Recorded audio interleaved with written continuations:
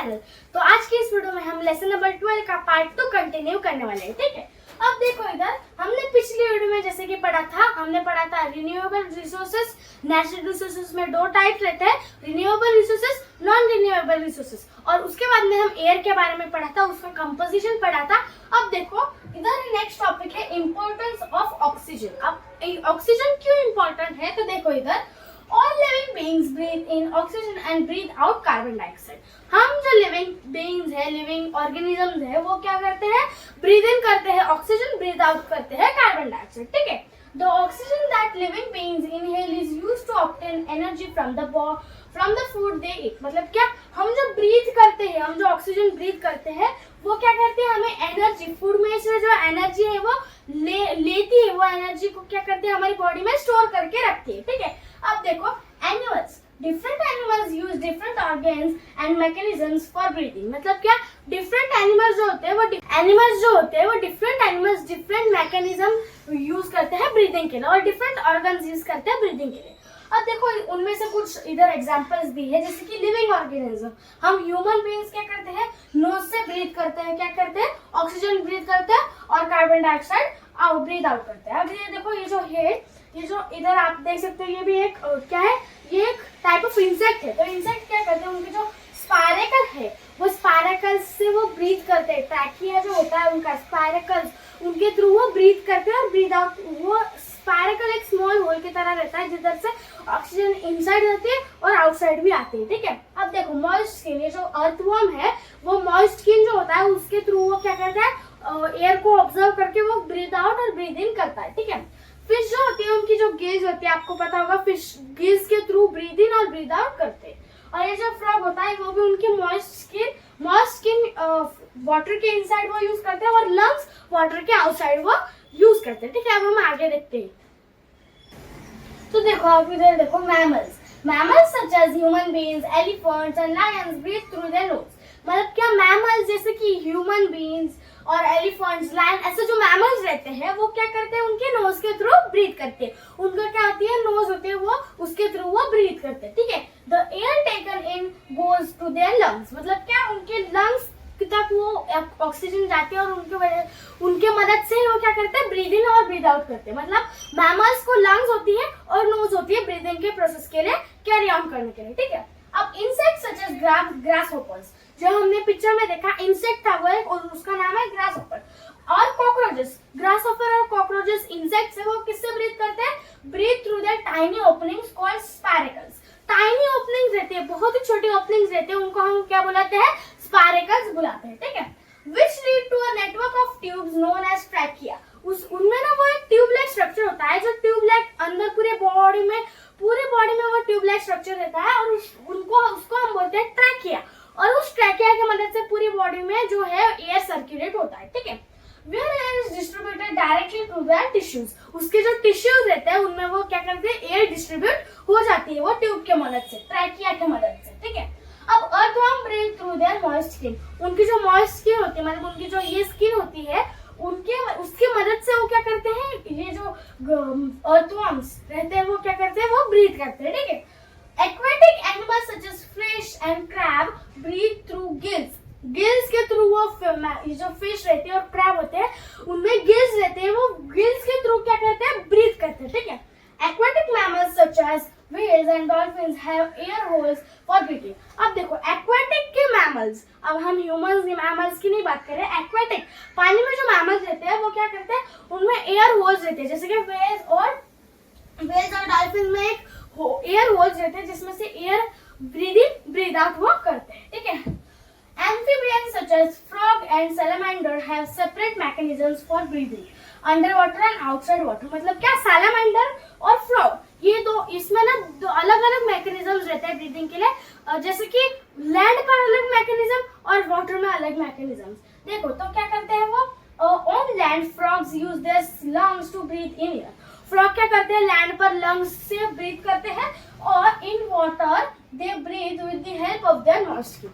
Water में उनकी जो मॉइस्ट स्किन रहती है उसके मदद से वो क्या करते हैं, ब्रीथ करते हैं। ठीक है, अब plants take in carbon dioxide for photosynthesis. The oxygen released during photosynthesis is utilized for breathing. मतलब क्या, ये जो प्लांट्स होते हैं आपको पता है फोटोसिंथेसिस के प्रोसेस से वो क्या करते हैं, कार्बन डाइऑक्साइड को टेक इन करते हैं, ऑक्सीजन को टेक आउट करते हैं, ठीक है।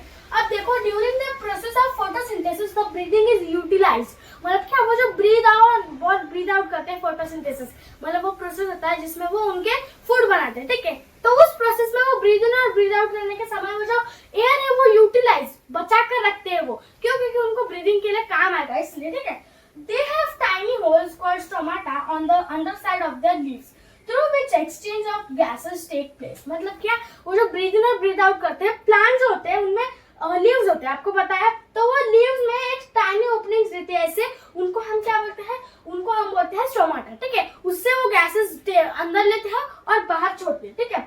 Water plants such as lotus have stomata on the upper side of their leaves.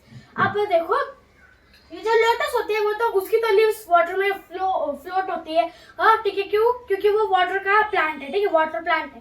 तो वो क्या करते हैं, उनका जो स्टोमाटा रहता है लीफ का, अपर वर्ड जो लीव्स होते हैं जो वाटर में नहीं रहते लीव्स, अपर वर्ड जो लीव्स रहते हैं वो लीव्स पर स्टोमाटा प्रेजेंट होता है, ठीक है। अगर वो वाटर में प्रेजेंट हुआ स्टोमाटा तो वो ब्रीद इन और ब्रीद आउट नहीं कर सकता है, ठीक है, वाटर के अंदर, ठीक है। अब देखो इंपॉर्टेंस ऑफ नाइट्रोजन, अब नाइट्रोजन 78% प्रेजेंट है आपको पता है। अब वो क्यों इंपॉर्टेंट है, इतनी क्वांटिटी में क्यों प्रेजेंट है वो, देखो nitrogen is essential for the growth of plants but plants can not obtain nitrogen directly from the air. Nitrogen plants की ग्रोथ के लिए बहुत ही इंपॉर्टेंट रहता है, लेकिन उनको ऐसे ही इजीली डायरेक्टली नहीं मिल जाता, उनको क्या करना पड़ता है, उनको एक प्रोसेस करना पड़ता है, बहुत लंबा प्रोसेस, जिसकी मदद से उनको थोड़ा सा नाइट्रोजन मिल सकता है, ठीक है। अब देखो nitrogen in the air converted into nitric acid, अब जो नाइट्रोजन एयर में है वो नाइट्रिक एसिड में क्या करता है, वो कन्वर्ट हो जाता है through a series of chemical reactions caused by both lightning and rain. Lightning और रेन जब होती है वो जो नाइट्रोजन होता है, लाइटनिंग और रेन में नाइट्रोजन मिक्स होकर एक केमिकल रिएक्शन फॉर्म होता है, उससे वो जो नाइट्रोजन गैस है वो नाइट्रिक एसिड में वो चेंज हो जाते हैं, ठीक है। अब देखो acid into usable forms such as nitrates that are absorbed by the roots of plants, मतलब क्या वो क्या नाइट्रिक एसिड से में कन्वर्ट होके फिर क्या हो जाते हैं, वो सॉइल में ऐसे ये हो जाते हैं और उसकी वजह से रूट्स क्या करते हैं, सॉइल में से वो जो नाइट्रिक एसिड है वो ऐसे कर वो ऑब्जर्व कर फिर पूरे प्लांट्स में वो प्रोवाइड कर देते हैं, ठीक है। अब देखो नेक्स्ट क्या है, इंपॉर्टेंस ऑफ कार्बन डाइऑक्साइड।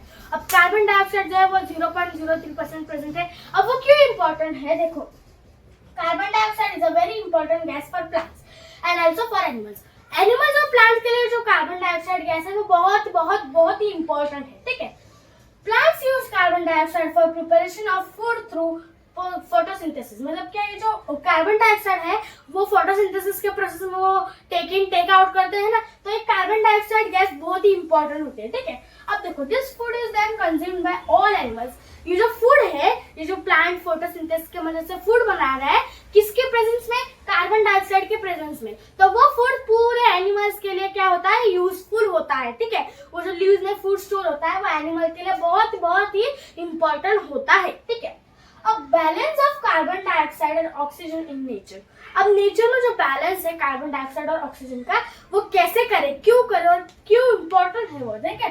अब देखो carbon dioxide is release by all living organisms that breathe in oxygen, मतलब क्या हम जो भी लिविंग ऑर्गेनिज्म ब्रीथ इन करते हैं ऑक्सीजन और वो हमेशा ब्रीथ आउट क्या करते हैं, कार्बन डाइऑक्साइड ही करते हैं, ठीक है। ये तो आपको पता होगा।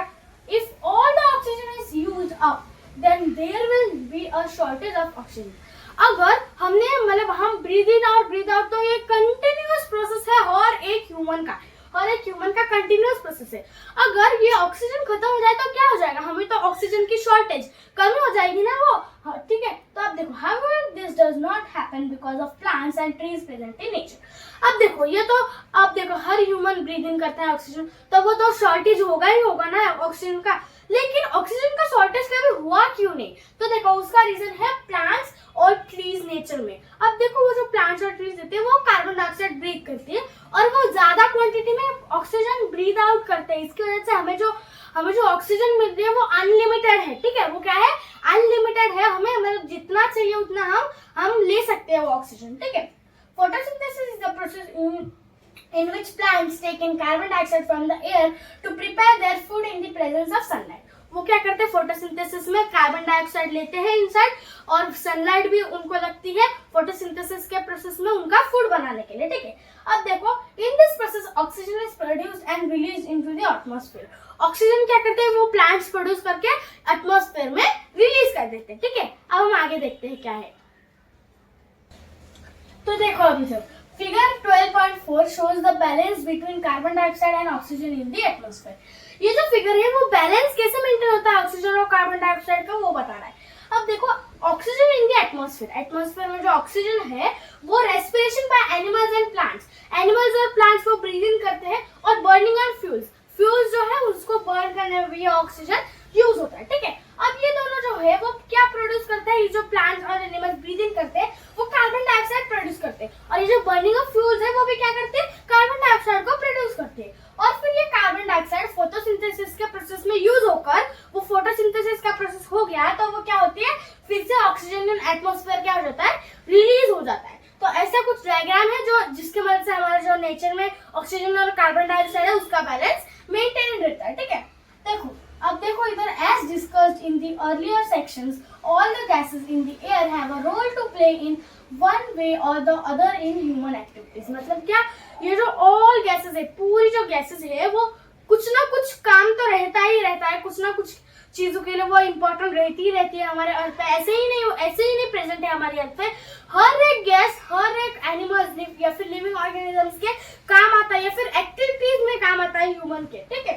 अब देखो, air is also useful in the following veg. अब एयर किसके लिए यूज होती है, ये जो फॉलोइंग वेज है इधर दी गई है कुछ वेज, उसमें भी एयर यूज हो सकते हैं, ठीक है। अब देखो, फर्स्ट क्या है, wind powers the windmills to generate electricity. अब विंड पावर मतलब क्या, विंड, ये जो विंड में आपको देख रहे हैं आप पिक्चर में, वो विंड में क्या करते हैं, वो ऐसे हवा को लेते हैं, हवा जो ऑक्सीजन है, जो एयर है वो लेते हैं, और उसकी मदद से क्या करते हैं, वो इलेक्ट्रिसिटी जनरेट करते हैं। क्या करते हैं, इलेक्ट्रिसिटी जनरेट करते हैं, ठीक है। The moving air caused by the uneven heating of the earth by the sun is called wind.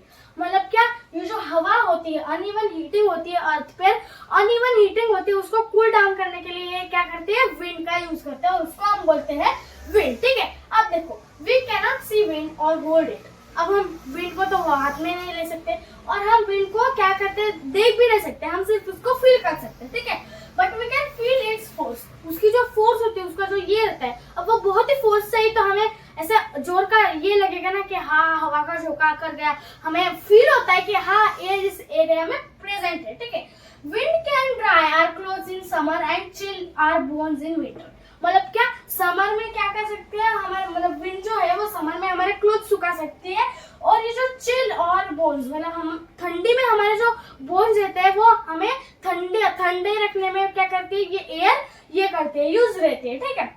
It can be strong enough to carry sailing ships across the ocean and uproot huge trees from the ground. मतलब क्या, ये जो ships रहती है वो ऐसे तो float करती है वाटर में, लेकिन किसकी मदद से, विंड की मदद से वो इधर से उधर डायरेक्शंस में वो मूव कर सकते हैं, ठीक है।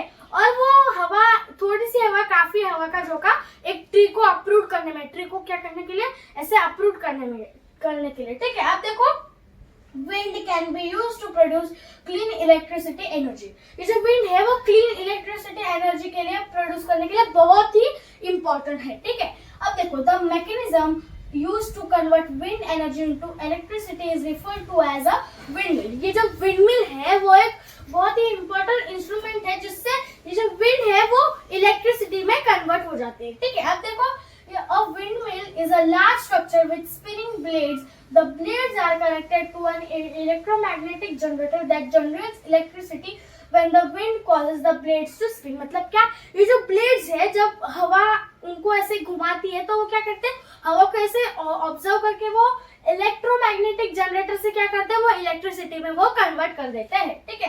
Air provides the medium for, ये जो एयर है वो क्या किसके लिए यूज होती है, देखो पहले एरोप्लेन, हेलीकॉप्टर्स और याच को मूव करने में। अब देखो, हवा नहीं रहेगी तो एरोप्लेन का बैलेंस तो मिसबैलेंस रहेगा, और ये जो हेलीकॉप्टर्स, याचेस है, उनका भी बैलेंस मेंटेन में नहीं रहेगा अगर हमारा एयर नहीं रहा तो, ठीक है। अब देखो, बर्ड्स और इंसेक्ट्स टू फ्लाई। ये जो बर्ड्स और इंसेक्ट्स है, माना कि उनकी लाइट वेट बॉडी है, लेकिन तभी भी एयर की मदद से वो हवा में इधर से उधर मूव हो सकती है, ठीक है। dispersal of seeds thereby helping with the growth of plants in faraway places. मतलब कि डिस्पर्सल ऑफ सीड्स, अब सीड्स को एक प्लेस से अनदर प्लेस में पॉलिनेशन नहीं होगा, डिस्पर्सल नहीं होगा, तो क्या होगा, हवा की मदद से तो पॉलिनेशन होता ही होता है। तो अगर सीड्स नहीं हुए पॉलिनेट तो क्या होगा, हमारे जो ट्रीज और प्लांट्स की जो ये है मात्रा वो कम हो जाएगी, क्वांटिटी कम हो जाएगी, ठीक है। इसकी वजह से विंड बहुत ही इंपॉर्टेंट है। पॉलिनेशन ऑफ फ्लावर्स, फ्लावर जो है वो पॉलिनेशन आपको पता है, वो भी उसके लिए ये जो विंड है वो भी बहुत ही इंपॉर्टेंट है पॉलिनेशन की प्रोसेस के, ठीक है। अब देखो नेक्स्ट है water cycle is influenced by the temperature of air and movement of wind. Wind और एयर की मदद से ये जो वाटर साइकिल है वो क्या है, वो उसका काम कर पाती है। वाटर साइकिल किसके थ्रू काम करती है, वो एयर और ये जो टेम्परेचर है वो मेंटेन होता है, तब भी वाटर साइकिल का प्रोसेस इजीली होता है, ठीक है। तो ये था आज के वीडियो के लिए। Thanks for watching this video. Please like share subscribe to my channel. Bye.